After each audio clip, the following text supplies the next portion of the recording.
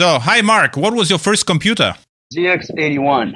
Oh, no kidding. From Sinclair. The same as my. Was it with the rubber buttons, or yet already the next version with the plastic ones? No, it was the rubber button and a 16K memory that would jump all the time and reboot the computer. Okay. And what you did with that? Playing games, or you just started hacking?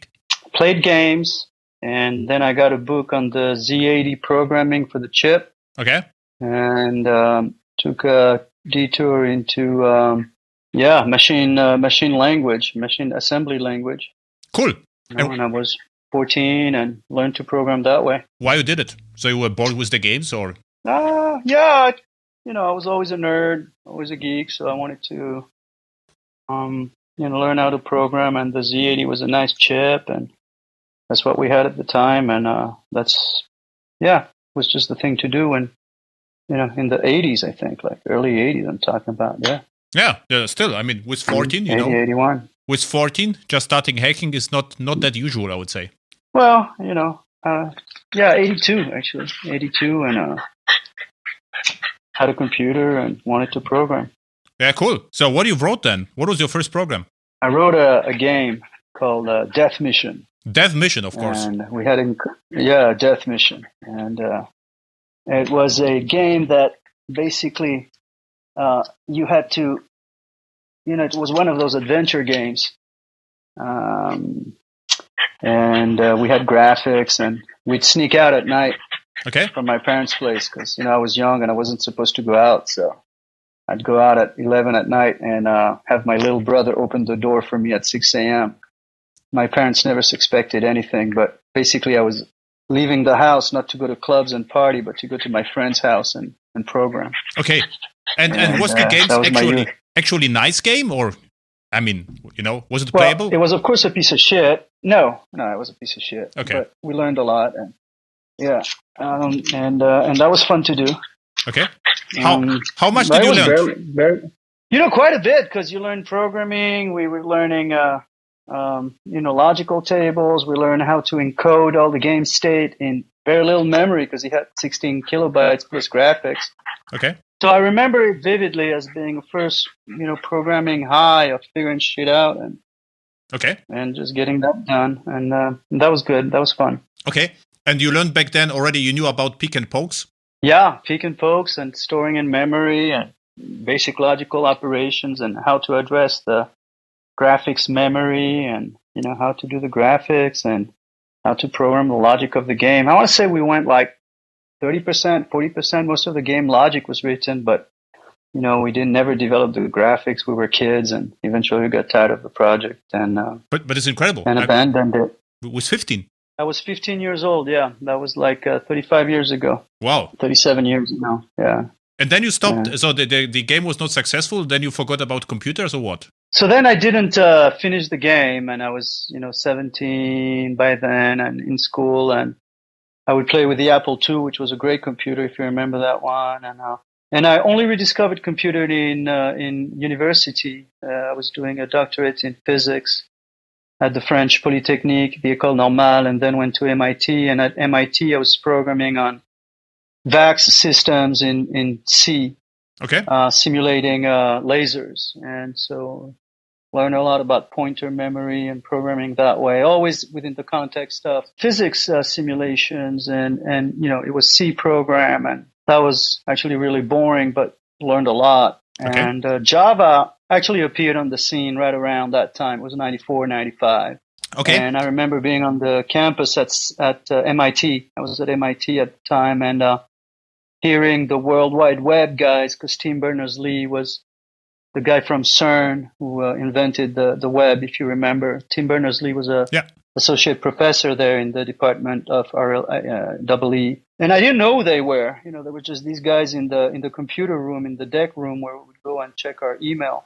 Mm-hmm. But I remember the energy they had, and they were so excited about what was going on. It sounded more interesting than laser physics. So you knew Tim in person? Met him in person, yeah, but I didn't know him. No. Okay. I mean, I saw him, but crossed him at MIT, but never engaged him really. But the whole HTTP 1.0 team, a lot of the folks were there. And Java appeared, and Java was going to be the the internet language, and we were going to program the internet in Java, and it sounded very interesting to me. I was also finishing my PhD, and I didn't want to be the McKinsey consultant. Okay. I wasn't going to go into academia. I'm now into academia, but back then I wanted to go into industry, and computers, sounded good, and that's the first time I encountered Java.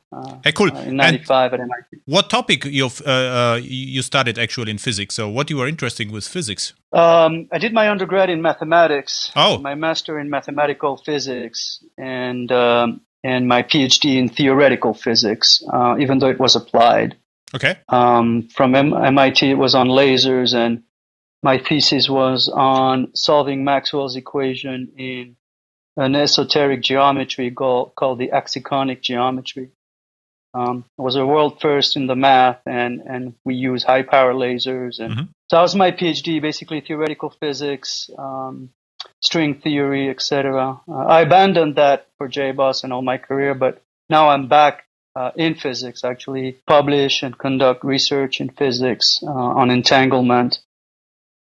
Actually work with Germans from Munich, Q-tools on the entangled source and blah, blah, blah. We can talk about that if you want, but that's another detour. But basically, I got a doctorate, left academia, did JBoss, and now I'm back in academia in several topics, actually, finance, physics, experimental physics, and some mathematical physics. Crazy. So the question is, if you knew with 14 about programming, why you didn't start at software engineering and you went into physics and mathematics? So why that? I think in software engineering is one of those things that is a bit of a waste to study. I mean, at least in the 90s when I was growing up. I don't know about now, so don't take, my opinion for 2020. But back then, you would learn. I'm kind of glad I didn't learn sort of academic algorithms and optimization of algorithms in the university setting, because back then you could really pick up a programming job or knowledge in the job on the spot. It was experiential. It was not theoretical. So for me, it was never really a question. I always loved physics and math. I was very good at it. Still am. At least the math is harder, but now I conduct experiments and I enjoy that very much. It's a big part of my life.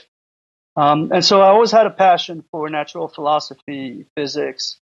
I discovered entanglement, 30 years ago, and I'm still working on the topic. So there was never any doubt. Computers were fun, but to me, they were not science. They were like a job or an applied thing. And so I'm kind of glad I didn't study because, I picked up the libraries while I was working at Sun.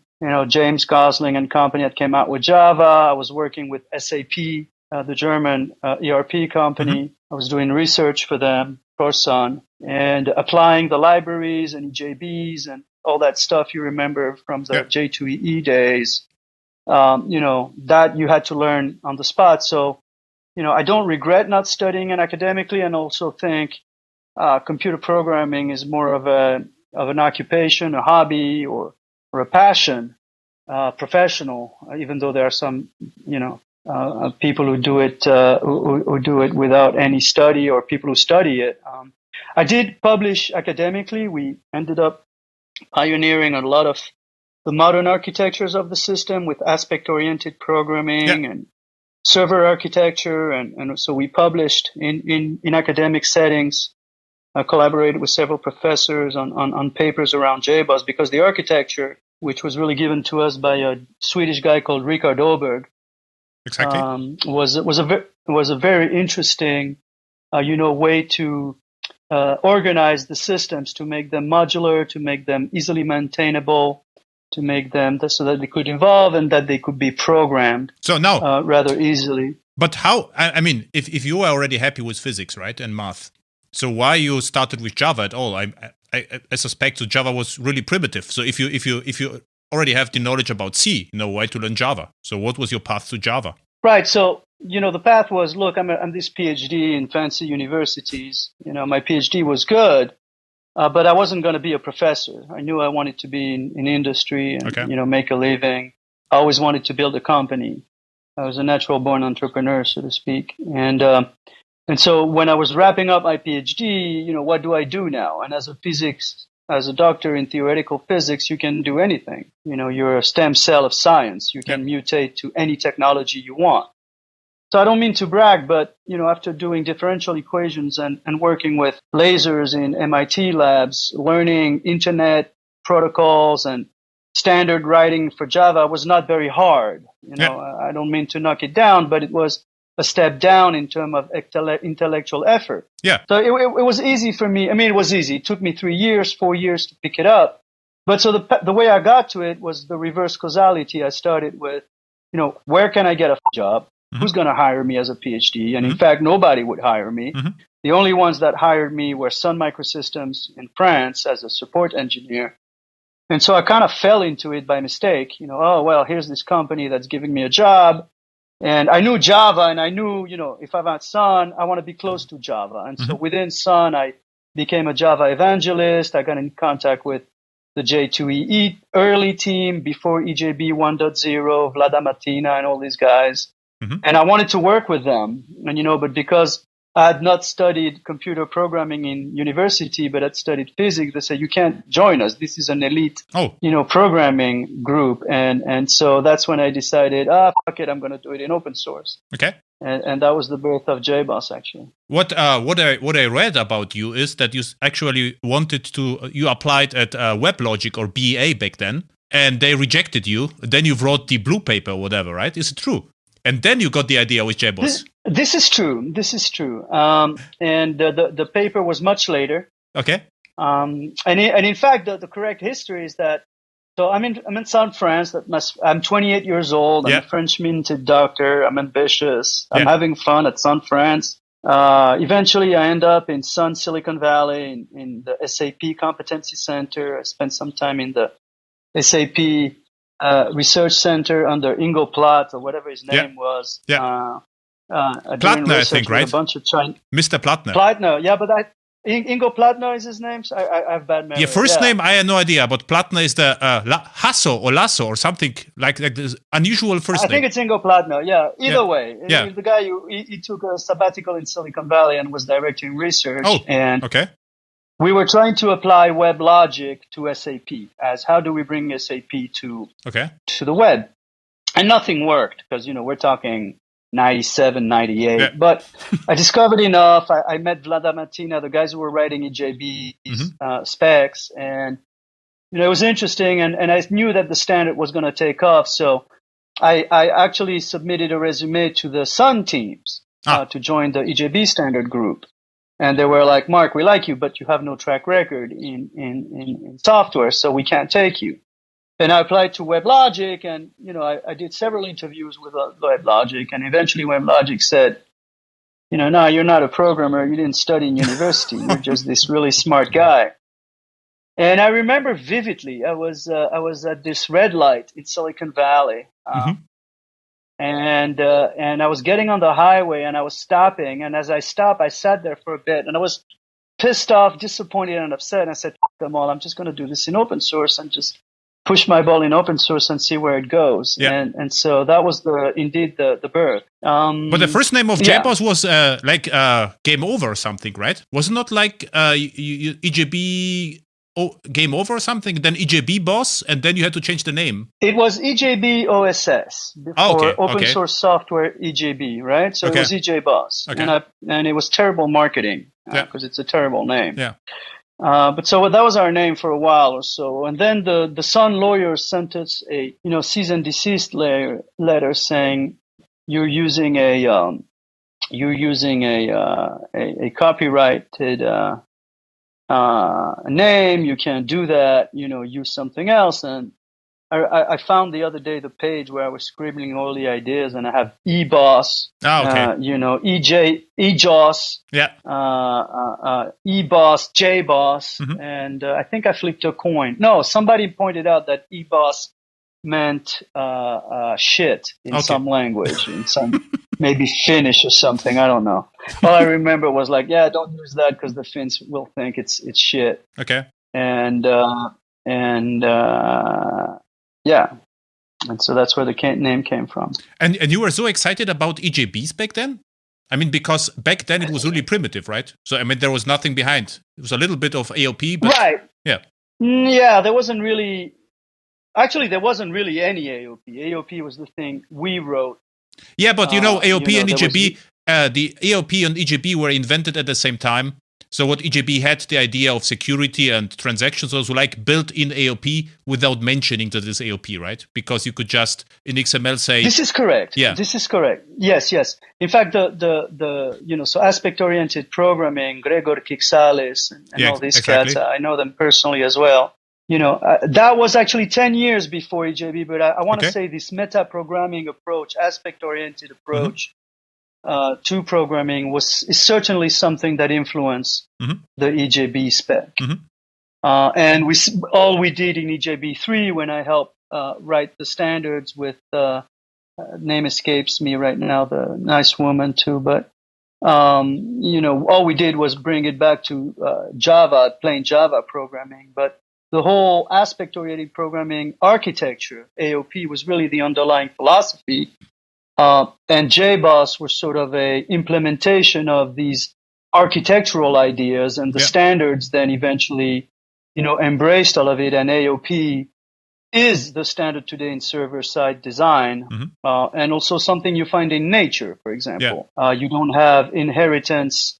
It's not all inheritance through Mendelian inheritance, meaning father-son inheritance. Sometimes you have lateral viruses that program a system laterally without a sexual inheritance, right? That pattern of modular system assembly, which we called AOP in academia, was certainly predating EJB by, I want to say, 6 or 7 years with Kixalis, and EJB was the one embodiment of that. Yeah, not a semi-modular one, so to speak. But was it actually called AOP?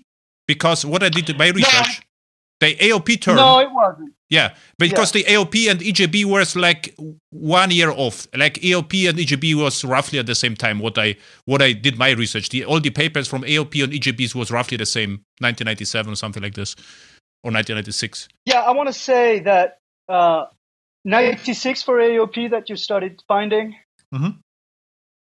EJB was actually 96, 97. Yeah. I think AOP as a marketing term is about that time. Yeah, exactly. Meta programming.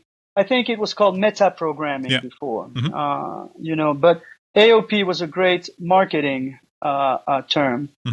And to answer your question, the reason I went with the standards as opposed to something else is not so much the technology, because in fact EJB1 was a piece of shit. Yeah. And nothing worked. It worked by version 2, and version 3 was great. But the reason was that it was obvious to me at the time that the standard efforts that Sun was pushing was what the industry needed. Everybody was talking about, their own standards, and I think having the Sun standard kind of allowed for the internet to appear as fast as it did, because otherwise it would have been, too many splintered protocols. Everybody was, pushing their own servers. Before WebLogic, you had, can't remember, Dynamics or Software Dynamics, things like that were all proprietary standards. Yeah, there was NetDynamics, Persistence Power Tier, and Gemstone and Tidestone. This was Gemstone. Yeah. And for me, as actually this J2E makes sense, because for me as consultants, there was no way that I could actually learn about, 20 servers. So it was impossible to learn. And with the standard, for me, this was like, silver lining on the horizon. Okay, then at least I'll have something to learn, and I know about that, and I keep doing this. And this is why I was excited about JBoss, EJBs, and J2E back then, right? Right. Yeah. Hey, cool. So there was another guy, probably was Rick. I remember that in the JBoss papers, it was always mentioned the alien guy who did the architecture. Who was it? So Rickard Öberg was this Swedish kid that studied in University of Uppsala, I think. And there were 3 kids and this genius professor. And the genius professor would teach them. And Rickard was well known on the groups and a little crazy, and he comes to Silicon Valley, and I knew everybody was trying to recruit him. And he says, Marc, I will never come to Silicon Valley. I go, I don't care. You can stay in Uppsala in Sweden where you live. I'll pay you, it's fine. And he says, I'm an alien.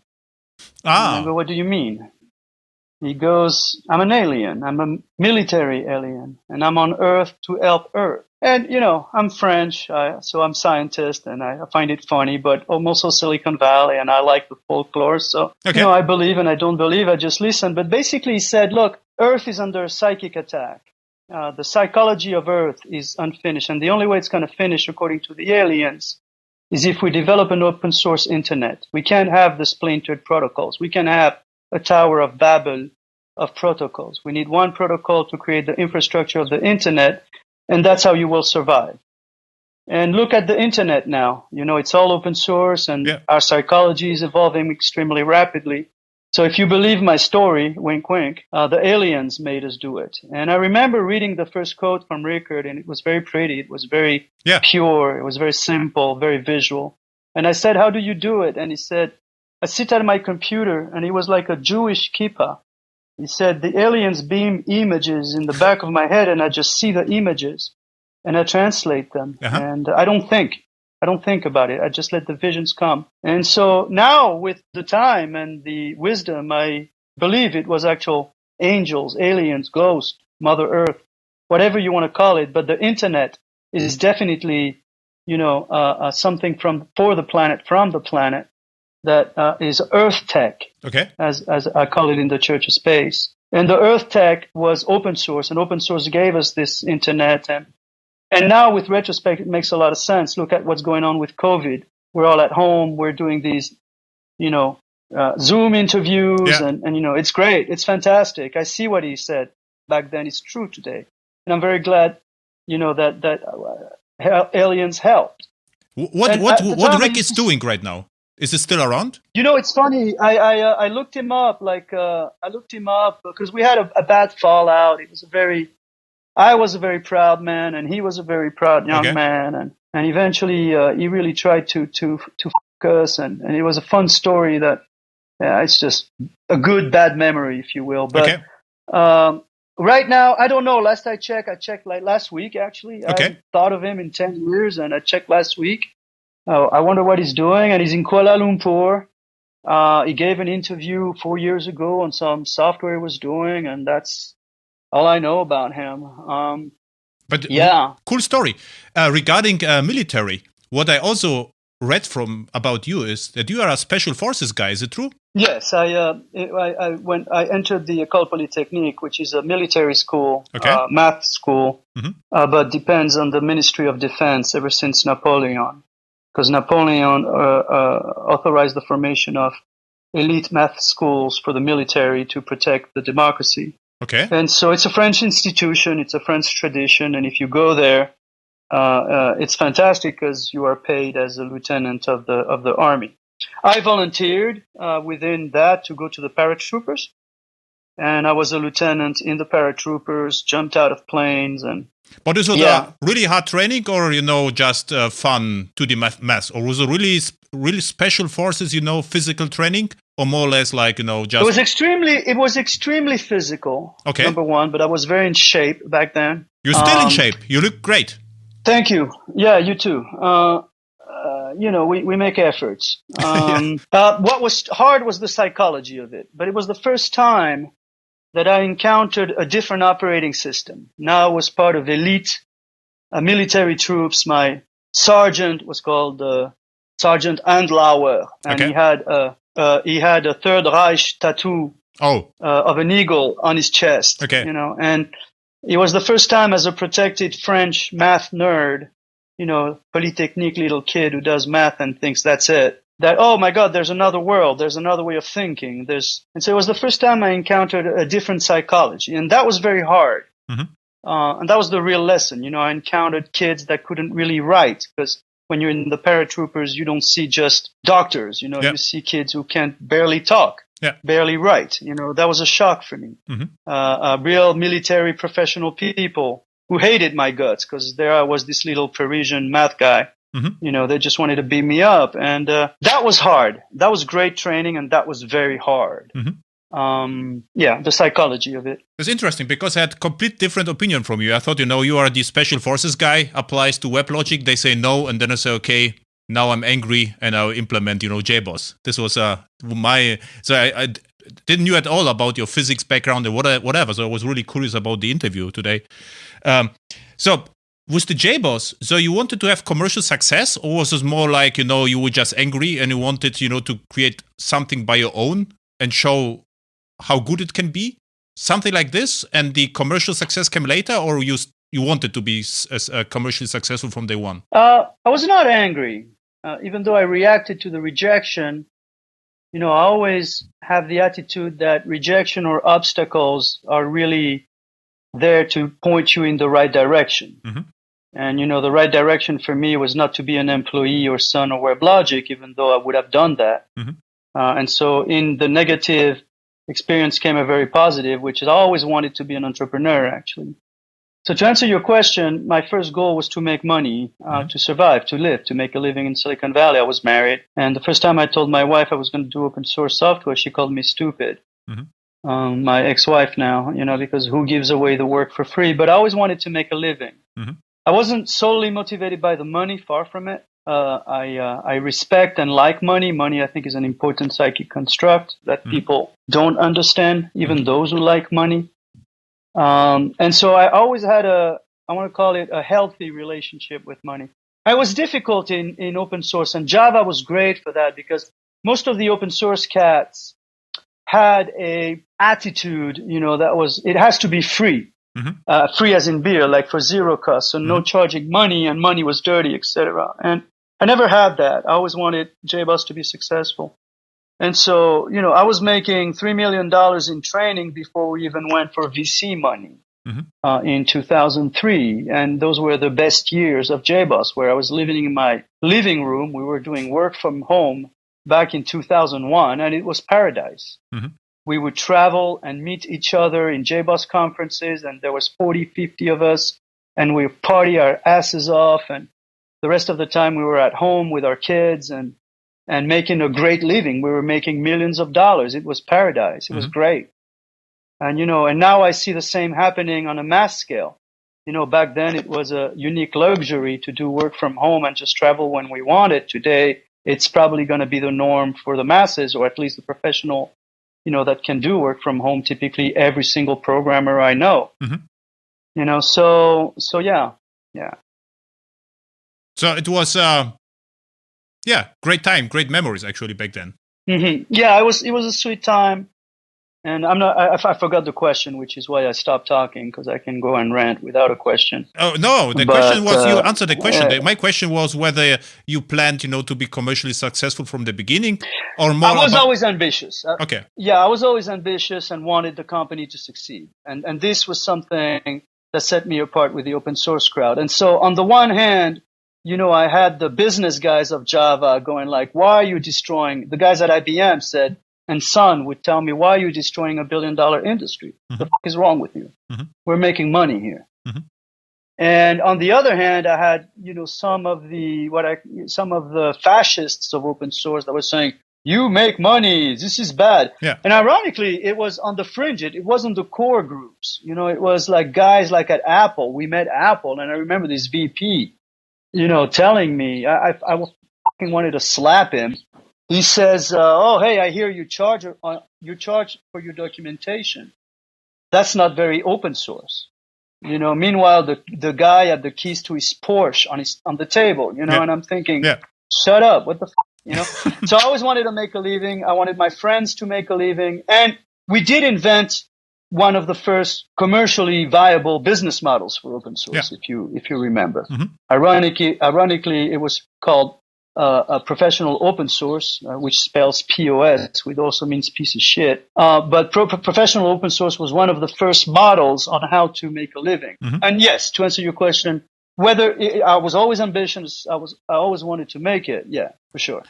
But this was actually a genius, because starting with open source to make money was not obvious. It wouldn't be obvious to me at the beginning, I had to say. It wasn't obvious to anyone. It wasn't even obvious to me. Okay. The first way and to answer, to touch upon genius is usually experiential and theoretical. So whether it's not obvious intellectually is one thing, but what I did was actually did it. Mm-hmm. And we thought we were going to basically invent the cloud, and that's how we would monetize the open source layer. Mm-hmm. And I remember sitting in a VC meeting at the very famous VC in Silicon Valley, and they look at my business model, which was basically the cloud. It was AWS mm-hmm. in 97, which mm-hmm. was 10 years too early. Mm-hmm. And they go, this is not a bad business model. It's a horrible business model. And I remember being very insulted, like, no, I know this is going to work. But this was my head. Yeah. Now, real genius came when actually it was the others. It was the customers, and it was Rickard Öberg, and it was everybody around. And the customers would tell us, oh, hey, we like this. Can you train us? And yeah, we could easily develop training. And Rickard had developed something that didn't suck, and Scott Stark had made it a product that we could distribute. And so, the ideas is one thing, and then how do you bring it to the market while listening to the customers who wanted to pay for support, who wanted to pay for documentation, who wanted to pay for training? That's where the real genius comes. And in the military, there's a mantra, walk the path, and trust the one in front, trust the one in the back, and know where you're going. And so you enchant long. You have, where do you want to go? Mm-hmm. And that's the mental part. But the real genius is in the execution that couples, what do people want? And so it wasn't obvious, and a lot of people participated. A lot of people like you, actually, a lot of consultants, would tell us what they needed to deploy it, and we would listen. And so, it wasn't just us. It wasn't just us, and that's where the real genius came, when it was just not just in my head, even though I was a big part of it and father of it. But when other people go like, oh, yeah, I believe that, and guys like Sacha Labouret that ran JBoss in Europe and then ran it at Red Hat, who wrote the clustering for JBoss from Switzerland. I remembered yesterday how we came to our London training during the 9/11 attacks, and he was this very, very motivated consultant. And so it was genius, including aliens. Aliens are always involved in genius. They're the spur. You laugh, but it's true. Ever since the angels, it's like, who's giving us this inspiration? Is it something that every planet discovers? And the answer is probably yes. Mm-hmm. But that genius is both experiential, theoretical, community-based, financial. There's a part of almost art to it, software art, and how we went about it. We were lucky. But it was a lot of open source community building, marketing that way. And that indeed was the genius of it. Okay, so probably it wasn't genius. It was disruptive, and it was courageous. It was courageous. When people ask me what's the main quality you recommend for an entrepreneur, it's probably courage, and persistence. Don't be afraid. And in fact, if you don't realize the danger, like a military, it's even better. You're not afraid. It's very important. Most people are afraid and don't want to do that. How many people actually developed JBoss at the beginning? How many were you, Rick, and who? It was Rickard and myself at the beginning. Then guys like Juha Lindfors from Finland, many others. We were about 10 within a year, but a small group at first. Yeah, and actually paid. I was paying myself. I was paying Rickard. He was working from home from Switzerland back in 2000. And a small group of 10, and people think in open source you have 1,000 people helping you, but it's not the way it works. So it was a small group, yeah. Yeah, this is what I always tell, I'm consultant, I go off to enterprise companies and I tell them, JBoss was developed by tiny amount of developers. Hibernate, even worse, Gavin King started Hibernate, it was one guy and then the others came. So there's actually no example in the history where a huge team developed something sensible, right? Whatever happens was always small. This is an interesting point. I do think, there is this part, it is true that it's rarely a large committee that develops excellent software. Yeah. And what you end up, but it is not true that great software is solely developed by individuals specifically today. No. Let me expand a little bit on that. It's always a pyramid structure. Mm-hmm. Yeah, you have an elite and a tight controlled group that can that can develop the software. You are correct, by the way. And others are helping in more menial tasks like translation. I benefited a lot from a lot of people around the world translating our documentation. Most importantly, debugging, feature requests, consultants developing and saying, we need this, we need that. It takes a lot of people to make it truly fantastic in reality. Yeah. But I agree that you need both. You need it's really pyramidal. Yeah. You need a small illuminated elite guiding it. I think that's definitely the case of Linux, also the case of Apache, and definitely the case of JBoss, most certainly the case of Hibernate. You always need a core dedicated team, but on top of that, Linux now is thousands of developers. JBoss was 1,000 of developers as well. Apache went even more community-based. So I think it's both, yeah. Yeah, but in enterprise, my observation is, they're great projects, smart with core team. And then managers observe what happened and say, oh, cool, they are very productive. So if we now increase the amount of people working on this core team, everything is going to be double as fast. And what happens then is the people which came in afterwards, they are not as motivated as the core team, and then everything goes south. So then everything just disappears. And this project, which keep being successful, they have the ability that the core team is somehow motivated and isolated from the outer parts of the software development, like the management and marketing and all the other stuff. Right. This was my observation in larger projects. And by the way, one of my first JBoss project was this is true. For power plants was this JBoss, I think 2 or 3, was the same. With 3 developers, we created software. We were better than any other company. And then managers saw that, it's like, hey, we can sell a lot more stuff. And they tried to find Java developers, and the people they found, they were not as motivated as the core team. And then the core team had to provide training to the unmotivated developers. And then after 1 year, it was just, huge, boring enterprise project without any drive. So the fun was gone, There was no more excitement. Right. Yeah. So you started with JBoss, then you sold JBoss to Red Hat, right? Yeah. Why you did it? It'd been 7 years. Okay. I was on top of the world. JBoss was used by everybody. We were traveling the world, and people were really trying to buy us. Mm-hmm. And so I had an offer that I considered good enough, and sold JBoss to Red Hat, which turned out to be a great place for the team to grow, and has been a good acquisition all around. They made a lot more money than I sold it for within Red Hat, which is good, and now, as you know, it's part of IBM, and so the core infrastructure, the boring pipes of the internet, and the aspect-oriented servers is now at IBM. IBM has a huge history of encouraging AOP, actually. Yeah, no, Whitefly 20 is... Their research team. Yeah, Whitefly 20 is out, and I actually use it even in my trainings, and everyone is still excited. So I use Whitefly still in my projects, and I really like it. So what is it called? Whitefly? Whitefly is the open source version of Whitefly is JBoss. Yes. Whitefly 20. Whitefly 20. 20. Yeah. Whitefly 20. Whitefly 20 came out recently. It came out 3-4 weeks ago. Still great. Okay. They merged with I'll check it out. Yeah, Microprofile with Matrix. So it's just really cloud ready. Small runtime. So it actually worked out. It's just getting better and better, not worse, what I can tell you. Whitefly 20 is a cool project. I'm very glad to hear it, and thank you for letting me know, because it's been 15 years I'm out. Yeah, Whitefly is the open source version. So JBoss is the commercial, Whitefly is the open source, and 20 is the version. And every 3 months... Maybe I'll come back as an anonymous developer. Yeah, this will be cool. So what interests me, as you sold JBoss to Red Hat, what you did the next day? You start, was it boring? I mean, what to do, right? I did yes, I had a mental depression. Yeah, this is what I thought. Nervous breakdown. Yeah, nervous breakdown for a good 2 years where I play computers. Now it came out. Okay.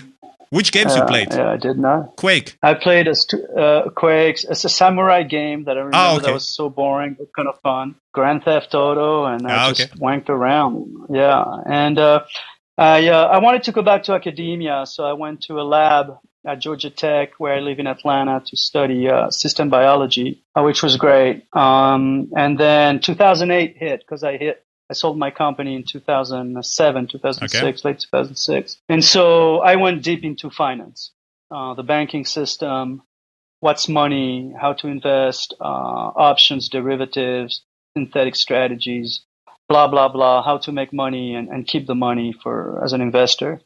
And published research there in modern monetary theory. And so to answer you, and also started music. Took a deep dive through actually music synthesis, friends in the US, Berlin, a lot of techno. So partied a little bit, but mostly took a deep dive into music. And music is a very intellectual endeavor as well as an art.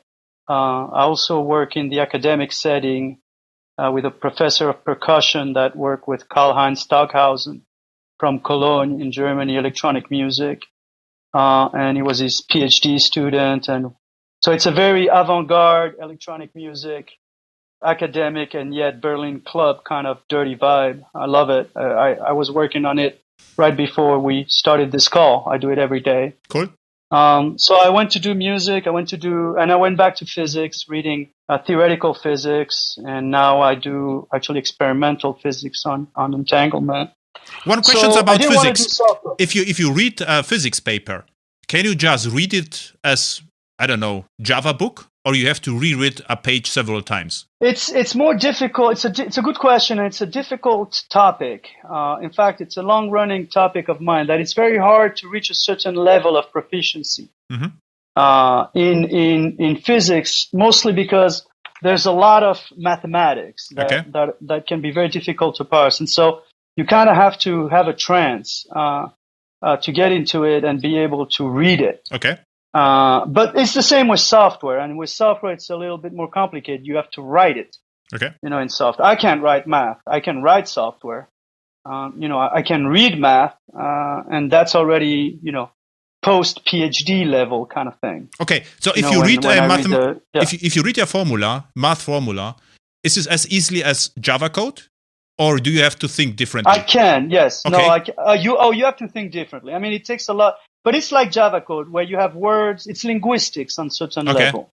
You have to learn the words and to learn the context and how those objects move. Okay. And in math, it's the same. You have to learn concepts. You have to put them in practice. You have to practice a lot with the math before the concepts become natural. Okay. And you lose the ability. It's like software. You have to practice all the time. I still practice mathematics. I read it more than I write it. Okay. I write computer simulations with mathematics for quantum. In Java or not? In Java, yes. Hey, cool. Java. Which Java version? I use Java 8 because I use parallel programming. Okay. I use parallel simulations, Monte Carlo simulations of quantum. Okay. Quantum objects. Yeah, that's how we simulate quantum. Okay. And why it doesn't work with Java 11 or higher? Is it like the libraries? It's one of those things where, because I'm doing scientific computer mathematical simulation with CERN, math libraries of Bessel functions, if it works, pardon my French, I don't give a f***. Okay. I don't want to touch it. It's like music. What I encountered when I went to music is people keep around systems from the mid-2000s just because everything works, the software versions, and when something works, why upgrade it? It just works. I'd rather keep with what works. So to be honest, it never even crossed my mind to go and upgrade the software. If it works and I don't need to upgrade, why would I? Okay. So I'm not a Java programmer. Just homework for you. So if there's nothing else to do, Java 15 is around the corner, and there's a concept called fibers. And this is like or let's call it reactive programming with request response, and can help you with performance in math. Just, small thing. Interesting. Java 15. Parallel? Yeah. Java 15. Parallel. Java 15 and fibers. Okay? Fibers in Java 15. Okay. This is your next assignment. This is my next assignment. I'll take a look at it. I'll take a look at Wildfly 20 too. Yeah. Whitefly.org and 20. So you can contribute some code. Java, that would be fun. Go to GitHub. That would be fun. That would be fun. Formatting or whatever, and it would get rejected. We could do now and the next. It will get rejected. It will get rejected. No one cares. We could do an internet drama. The original JBoss developer was rejected. This would be fun. Rejected. Yeah, this was. He's now a bum in the street and he's rejected. Yeah, the red white papers or whatever. We could write the next paper. Right, that's right. That'd be actually very funny. I would need your help. Yeah. Or someone else's help. Yeah. I like it. About what I also wanted to ask you is you started a new company, right? Yes. I started a new company in crypto.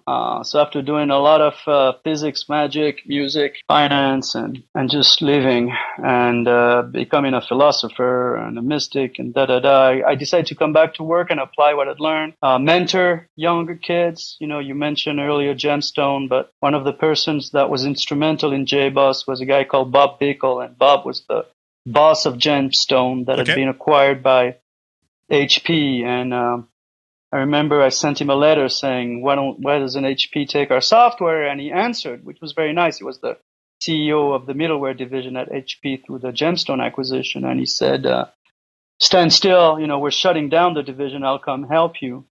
And so I can apply now just like you did and teach others. And so 2Prime, we're a crypto product where we focus on institutional grade investment products that are based on crypto, kind of like Bitcoin and Ethereum and staking and DeFi. And it's an application of software, technology, banking theory, magic. The concept of money is evolving rapidly with QE and everything. So for me, it's a perfect kind of, more than a hobby, less than a job kind of thing. But it's something I do, every day. But what is the use case? And that's going very well. What is the use case? Is that crypto is actually a pretty decent way to protect your money and invest in a safe way. It's counterintuitive, but what works very well in crypto are the store of value functions like gold, so you can put your money. Rich guys like me need places to put money. Mm-hmm. And you can do the stock market, you can do debt. Crypto is yet another asset class, and it's an asset class with interesting technical characteristics, very high velocity of the markets, non-transparency of the markets, a capital formation like ICOs work very well. Stable coins have something to say to banking infrastructure. Central banks are working with stable coins, blah, blah, blah, blah, blah. And 2Prime Markets, our flagship product, is FF1. We introduced in March on the day Bitcoin lost half its value. I mean, the day Bitcoin crashed, we launched. So we launched FF1 the worst possible day. Okay. And since then, we started at $3. I think as of this morning, it's at $4.50. So it's gained, 50% of its value. So yeah, a Bitcoin competitor, something like this? So we invest in Bitcoin in the back end. Okay. We leverage Bitcoin, but what we do is we smooth out the volatility of Bitcoin. Okay. So it's like investing in Bitcoin, but without the volatility left and right. Okay. We smooth out the curve, and we have some gain, whereas Bitcoin has remained rather flat over the past 4 months. But so it's an investment product for people who don't know crypto, because what's the difference between Bitcoin, Ethereum, and why Lynx or why Tezos and the altcoins and why Doge and it's a full-time job to not be scammed. Let me put it this way. So you're doing things right. So you're a robo-investor in Bitcoin. So you have your algorithms which invest in Bitcoin and sell and buy Bitcoins to smooth it out, right? So we have the robots in the back. Actually, it's manual right now, but we have an allocation strategy to hold out. Most importantly, we have a treasury that allows us to market make in a way that the price is smoothed out. Okay. It's very technical, but it's just the way exchanges work. It's actually a little bit of magic. Mm-hmm. And so it smoothes out. It makes a slope.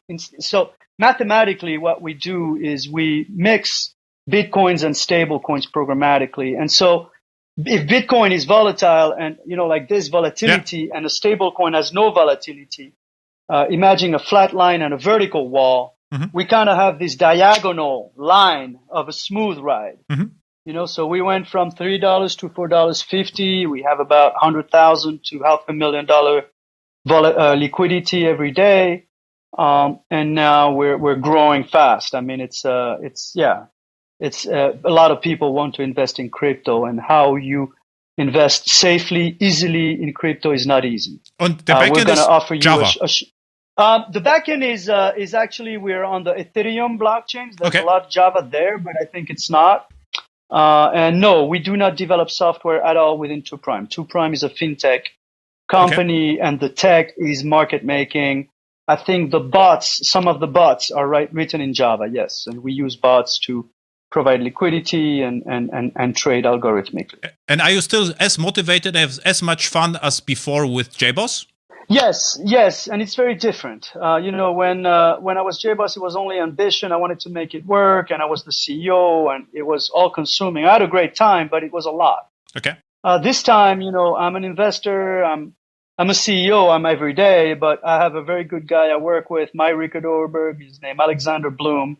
Alex was one of the best specialists in securities token and the technology of STOs and the compliance. He was also a licensed broker dealer out of New York, and I invested a lot of money in him, and he failed. But to me, that was his military service. Now you've learned, and you lost my money. Do you want to start again, or are you going to go and cry in the corner? JBoss was the same, by the way. We failed the first time and started again. And he was like, yeah, I'll start again. And we've been, now it's about a year, actually. We're just on 1 year anniversary. And we said what we wanted to do. He runs the business, he's the COO, and he's a very fast COO. He's like, and so it's a different way of working for me. I'm the grandfather. I can think and do marketing, and it's a lot of fun, but it's a very different way of working. Also, the mentoring aspect is fun. I'm grooming what I consider is going to be one day a genius CEO. Yeah, I enjoyed very much. Yes, are you still almost hacking? More than JBoss, even though You still hacking some code? I write. Yes, I am. I do it to keep young, and I do it in physics. I write my computer simulations in Java, as we discussed, and I compute. I modeled entanglement on hydrodynamic walkers, which is a branch we're publishing, and we submitted to Physical Review Letter (PRL). I don't know if you know, but it's like the standard for physics, and we're about to publish. We finished that research. That took 4 or 5 years and tens of thousands of lines of code. It took me 4 years to develop the integration engine. I collaborated with Georgia Tech on the core Runge Kuta integration routine, blah, blah, blah. I use no framework. It's pure Java. Keep it simple, no bullshit. And it works well. Hey, cool. And I love it. I still have, I use IntelliJ, and it's refreshing. I love coding. Okay. People should keep it as a hobby. It's always fun to stretch the brain a little bit with this scientific programming software approach. It is a trance. You know what I mean? I'm sure you know what I mean. Yeah. So if you have 5 minutes, I can just explain you about inheritance, what happens to Whitefly, and what happens with the core JBoss team, and they have fun. Would you like to hear it? I would love to hear it.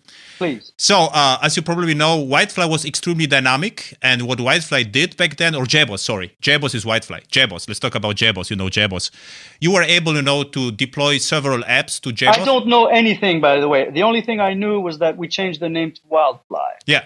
I would refer JBoss and Whitefly is the same thing, but you can buy if you would like to have commercial support from IBM or Red Hat, you have to download JBoss, which is exactly the same bits as Whitefly, but a little bit older, right? So the Whitefly is cutting edge, and JBoss is like 2 versions behind, but hardened version of Whitefly. Okay.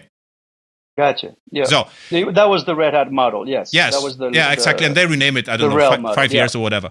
And so in the clouds and so forth, I remember that. At microservices, what happened is that actually, if you have JBoss, it doesn't make a lot of sense to put multiple wars or applications to JBoss.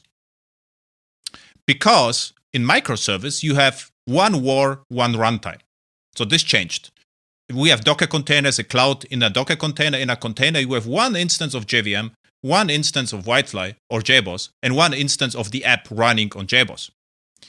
And the problem was people said Java is too slow, it is not reasonable for the clouds. And what the JBoss engineers did with a little optimizations, they say, look, we actually don't need the dynamic behavior. And what they did, they created a new framework which actually uses all the JBoss libraries from back then. Not all the JBoss libraries, but it's based on the JBoss and Whitefly system. And what they do, they optimize upfront everything. So they read the deployment descriptors and they read the XML and generate bytecode. At the runtime, it's a completely simple system. It's like Java-jar. You can launch it as a jar. this is one jar and it starts. There is no reflection. So actually opposite what Rick did back then, or not the opposite. What Rickard did.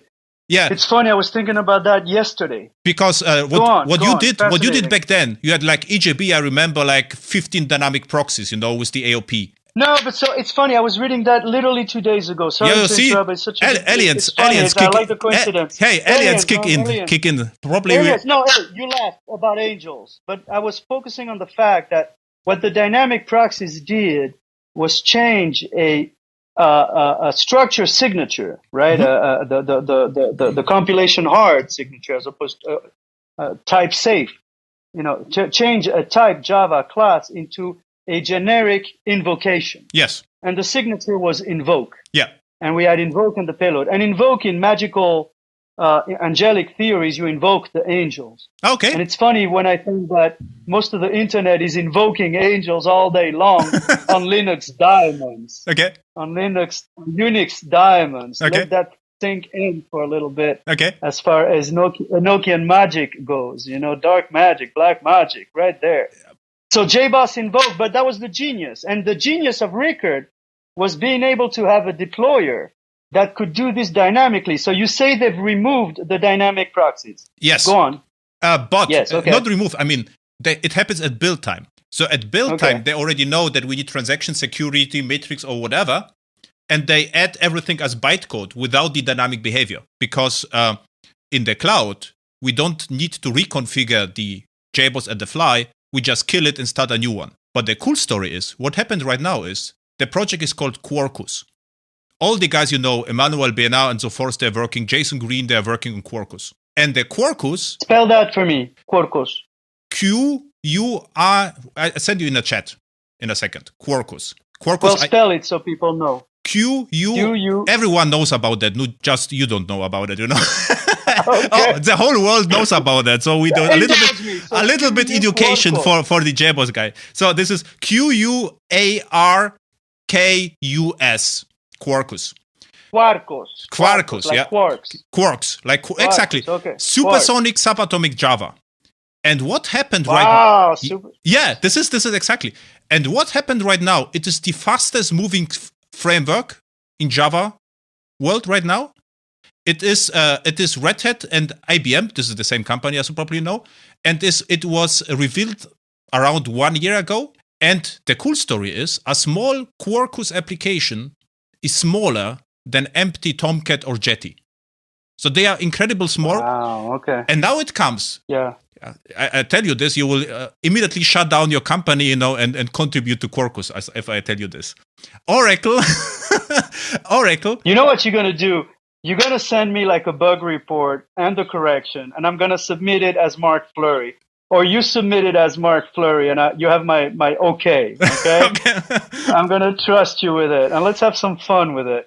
Don't tell them for a little while. Yeah, okay. We have to keep, the podcast encrypted. Send it to me. Yeah.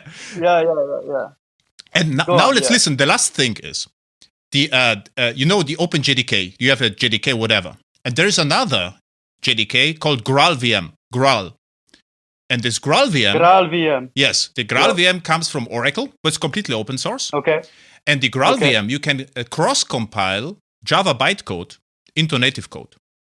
So they are able to take a Java application and create a single binary, which contains JVM, and the Java application.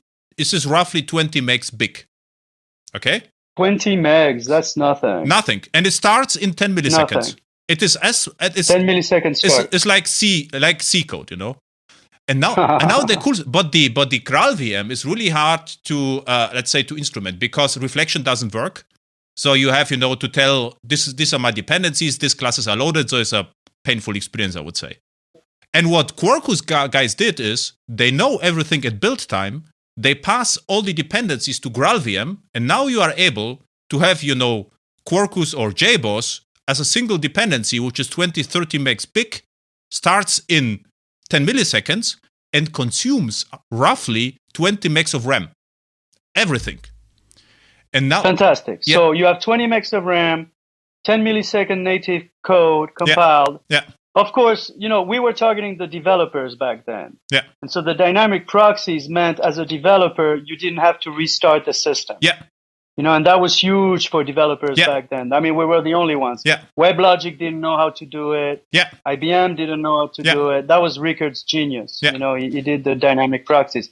But it makes sense now that it's the cloud that, the developers they're already there. And so we're going to optimize the runtime. And so, but the cool story is, if your sense. server starts, go on. If the server starts in 10 milliseconds, why to reconfigure it? I just shut it down and start a new one.